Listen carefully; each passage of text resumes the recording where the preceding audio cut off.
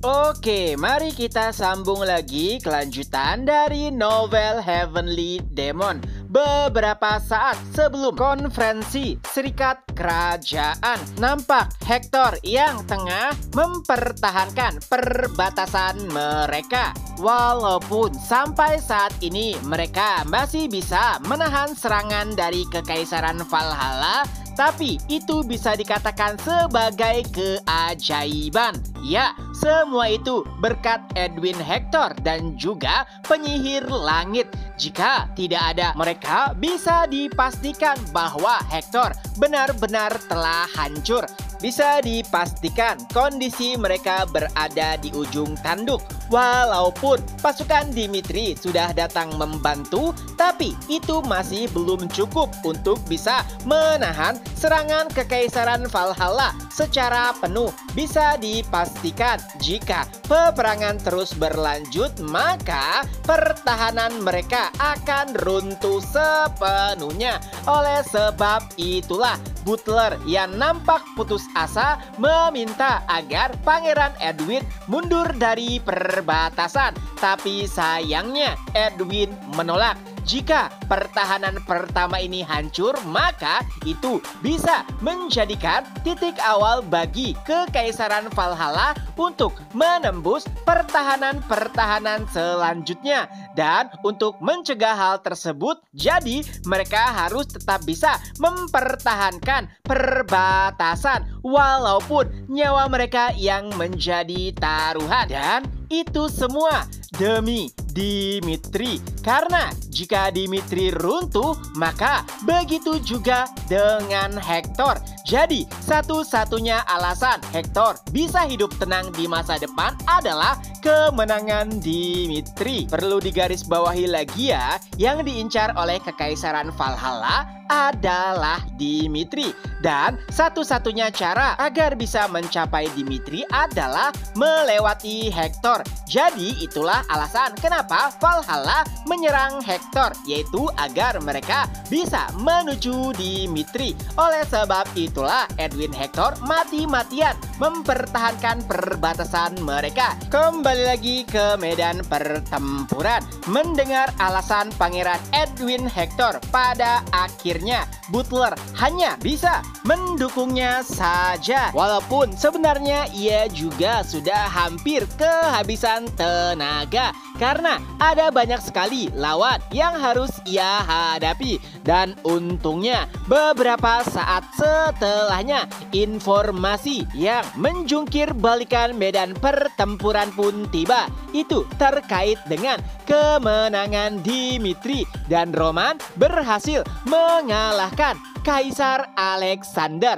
Tentunya informasi tersebut langsung membuat seluruh pasukan Hector lebih bersemangat lagi. Dan setelahnya Roman pun mengumpulkan setiap perwakilan dari Serikat Kerajaan untuk melakukan pertemuan. Flashback pun berakhir saat Roman menyatakan jika ia ingin menaklukkan benua Salamander, itu membuat setiap perwakilan terdiam. Tentu saja mereka sangat mempercayai Roman, tapi kondisi mereka juga perlu dipertimbangkan. Raja Frank, Raja Redford, dan juga Umberto hampir sulit untuk menyetujui hal tersebut. Alasannya, kondisi pasukan mereka juga sudah berada di ujung tanduk.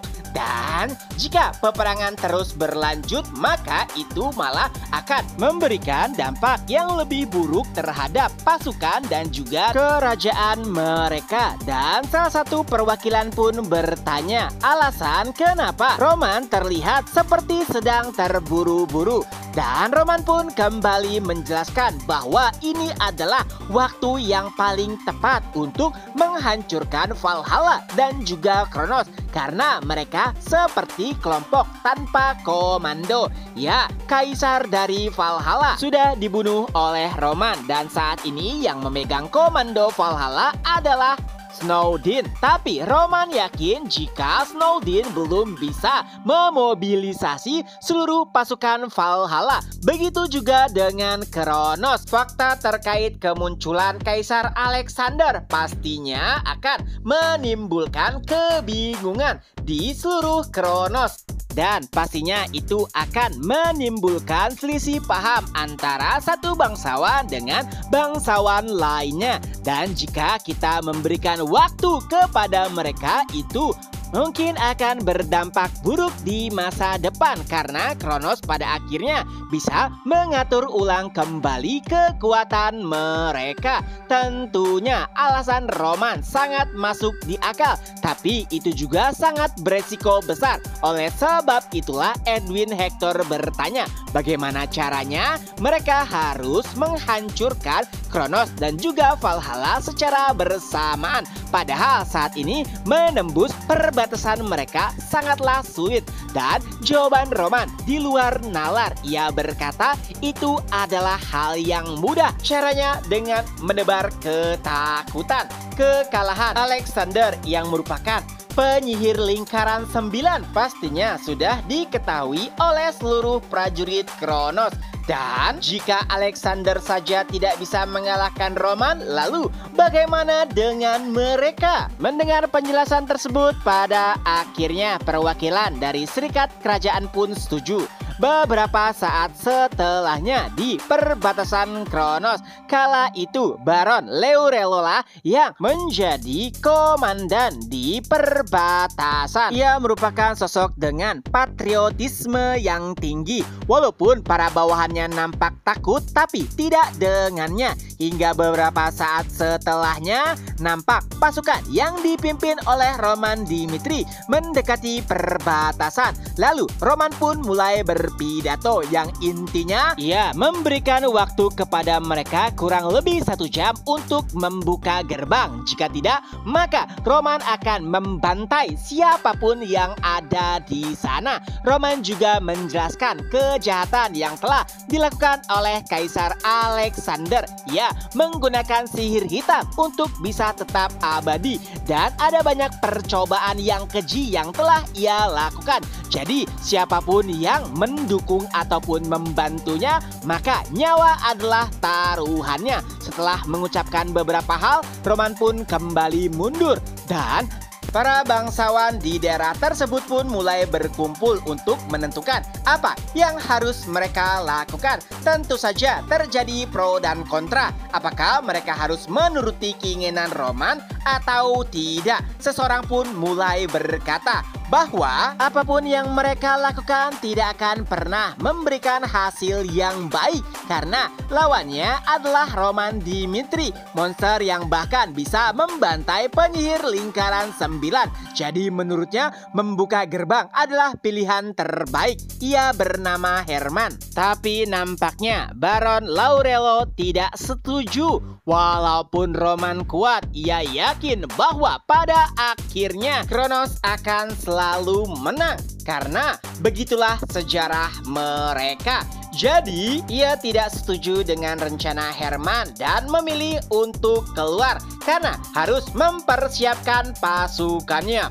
Tapi tiba-tiba belum sempat Baron Laurello keluar, Herman menusuknya dari belakang. Ia pun berkata, Baron Laurello, kau hanya sendiri. Patriotisme tidak berguna jika kau mati. Dan aku lebih memilih untuk bertahan hidup. Dan hanya butuh waktu kurang lebih dari 30 menit. Gerbang perbatasan pun dibuka.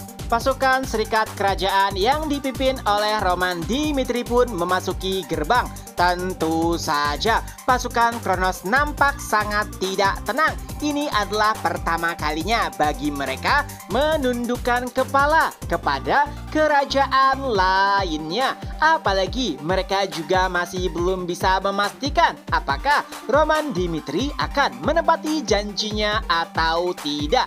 Mereka membuka gerbang hanya karena karena Herman mendorong mereka untuk setuju. Hingga pada akhirnya Roman pun mulai berpidato. Aku menghargai keputusan kalian. Mereka yang telah mengetahui kebenaran pastinya akan sadar. Dan aku akan menepati janji untuk mengampuni kalian. Mendengar hal tersebut, seluruh pasukan Kronos pun nampak lega. Tapi pidato Roman belum berakhir. Walaupun nyawa mereka telah diampuni, tapi itu bukan berarti mereka bisa hidup tenang di masa depan. Ya, fakta bahwa telah banyak kekejian yang dilakukan oleh Kronos itu tidak akan pernah mengubah hati dari orang-orang di Serikat Kerajaan. Mungkin saat ini mereka selamat, tapi Roman tidak bisa menjamin bagaimana kehidupan mereka di masa depan jika Dimitri dan Serikat Kerajaan memenangkan pertarungan. Maka mungkin saja hidup mereka akan didiskriminasi karena dosa yang telah mereka lakukan di masa lalu. Tapi walau begitu, Roman akan menghargai setiap mereka yang memiliki jasa. Jadi, untuk bisa mengubah hidup mereka di masa depan, maka mereka harus membuktikan nilai mereka sendiri. Kata-kata tersebut membuat seluruh pasukan terdiam, tapi tidak dengan Herman. Walaupun usianya baru 20 tahunan, ia langsung bisa membaca situasi. Herman juga telah mempelajari sifat dari Roman Dimitri yang selalu mengasihi orang-orang yang berguna kepadanya. Seperti kasus Confabio yang dulunya adalah musuh tapi kini menjadi orang kepercayaan Roman. Oleh sebab itulah Herman berkata bahwa dirinya berjanji akan berguna bagi Roman Dimitri dan ia akan menghasut para prajurit dari Kekaisaran Kronos untuk mendukung Serikat Kerajaan. Tapi tentu saja ia membutuhkan uang untuk bisa menjalankan tugasnya. Perlu diketahui ternyata Herman hanyalah prajurit biasa, tapi ia sangat percaya diri dan yakin bahwa dirinya bisa menjadi contoh bagi prajurit Kronos lainnya yang bersumpah setia dan mengabdikan diri kepada Dimitri. Mendengar hal tersebut membuat Roman tertarik karena sifatnya mengingatkan Roman kepada Confabio, yang mana pada akhirnya Roman pun setuju dan bisa dikatakan itu menjadi salah satu titik balik dari rencana Roman. Chapter pun berakhir. Nah, itulah kelanjutan dari novel Heavenly Demon. Semoga terhibur. Ketemu lagi di next video. Bye-bye.